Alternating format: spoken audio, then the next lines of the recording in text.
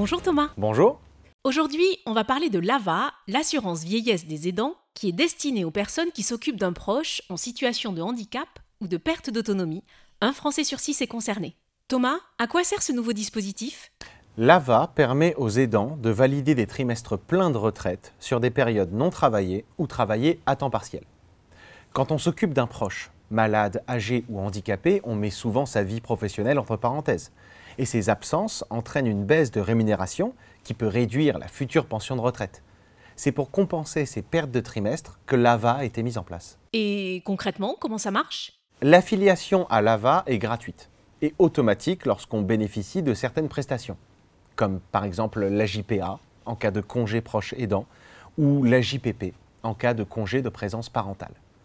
Pour en bénéficier, il faut remplir plusieurs conditions, notamment que la personne dont on s'occupe présente un taux d'incapacité d'au moins 80% si c'est un adulte et d'au moins 50% si c'est un enfant.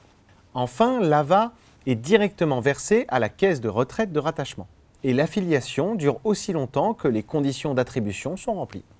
Est-ce qu'il existe des situations de majoration ? Oui, absolument. Le fait d'élever un enfant au handicap lourd, au moins 80% de taux d'incapacité, donne droit aux deux parents à un trimestre de majoration par période de 30 mois, dans la limite de 8 trimestres. Il en va de même lorsqu'il s'agit d'un autre membre de la famille, mais les conditions sont plus restrictives. Au moment du départ à la retraite, l'aidant qui aura bénéficié d'au moins un trimestre de majoration pourra obtenir son taux plein sans décote dès 65 ans. Et pour les retraites complémentaires, qu'est-ce qui est prévu ? Alors là, attention, il n'y a aucun dispositif légal de prévu pour compenser le manque à gagner. Toutefois, les personnes concernées peuvent vérifier dans leur accord de branche si des dispositifs existent, comme par exemple le rachat de points Agir Carco. Et j'encourage ceux qui souhaiteraient en savoir plus à consulter le guide retraite disponible sur le site cfecgc.org. Merci beaucoup Thomas, à bientôt. À bientôt.